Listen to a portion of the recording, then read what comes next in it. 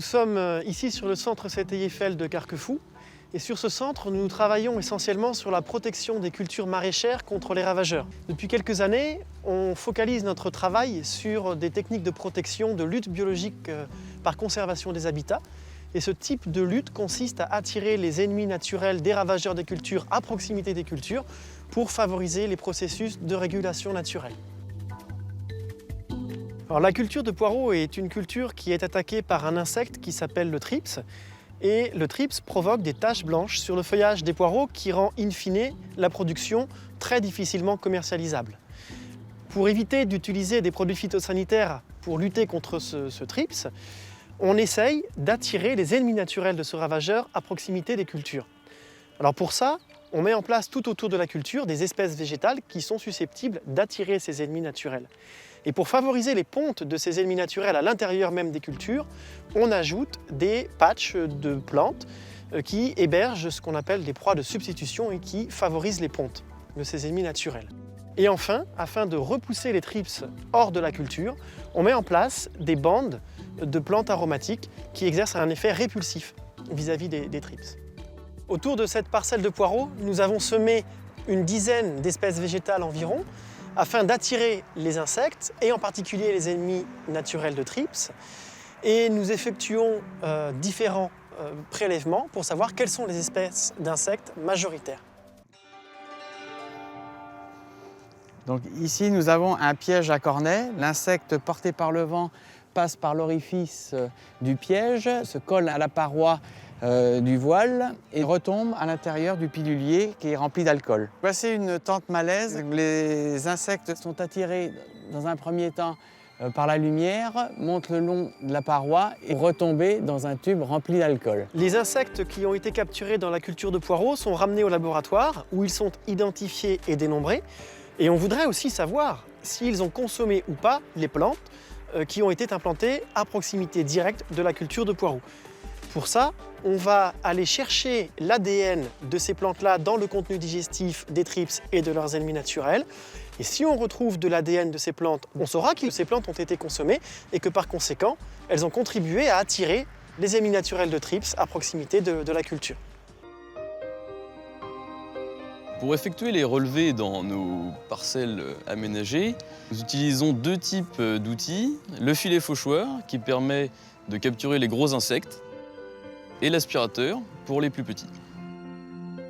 Pour choisir les plantes répulsives que nous implantons au milieu de notre parcelle de poireaux, nous effectuons des tests d'olfactométrie au laboratoire qui consistent à proposer à un thrips 2 odeurs et nous observons le choix qu'il effectue.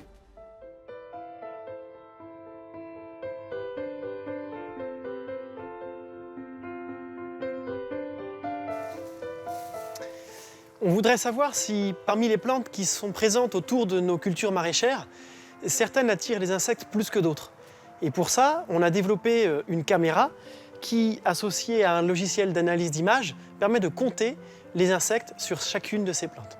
Les données qui ont été collectées au champ par la caméra sont transférées sur un ordinateur. Et à partir de là, on va pouvoir traiter les données avec un logiciel qui s'appelle Agathe. Ce logiciel va permettre de compter tous les insectes qui passent à proximité de la plante qui a été filmée, d'une part, et va aussi permettre de tracer l'ensemble des trajectoires qui ont été empruntées par les insectes pendant la période d'observation. Les travaux que l'on mène ici servent à mieux connaître les mécanismes de régulation naturelle qui s'exercent dans les cultures légumières et à concevoir des systèmes de production maraîchers qui sont résilients face aux attaques de ravageurs et qui limitent au maximum le recours aux intrants de synthèse. Ici au Eiffel de Balandran, on travaille sur la biodiversité fonctionnelle et en gros on s'intéresse à la lutte biologique par conservation de la biodiversité et donc à tous les organismes utiles qui peuvent prédater les ravageurs des vergers. Nous sommes là devant des poteaux qui sont posés dans un verger d'abricotiers pour favoriser la prédation par les rapaces nocturnes et diurnes. Nous utilisons pour cela des pièges photographiques qui nous permettent de tracer le sommet du poteau pour savoir si ces poteaux sont effectivement utilisés par les rapaces. Ce qui nous permet d'avoir accès aux espèces qui viennent chasser et à quel moment de la journée, à quel moment de la nuit, à quel rythme et quel est leur comportement. On travaille sur des infrastructures comme les haies. On étudie les déplacements qu'il peut y avoir entre ces haies et le verger. Et puis on a aussi installé des gîtes à chauves-souris et on récolte les crottes, on les analyse et on peut savoir si elles ont consommé des ravageurs de la culture. Pour nos chauves-souris, nous utilisons un détecteur à ultrasons et un micro branché dans un verger toute la nuit, ce qui nous permet de savoir quelles sont les espèces qui chassent dans le verger ou aux alentours et ce qu'elles font exactement. Dans cette bande enherbée de bordure qui est laissée volontairement haute, on a également des arbrisseaux qui ont un rôle utile vis-à-vis de la mouche de l'olive parce qu'ils hébergent des auxiliaires, notamment des parasitoïdes, qui vont pouvoir permettre de combattre les populations de mouches. Je vais frapper les pommiers pour récupérer des araignées.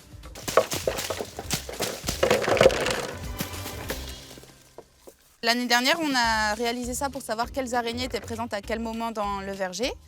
Et cette année, on va tester pour voir ce qu'elles mangent. On identifie l'espèce de l'araignée.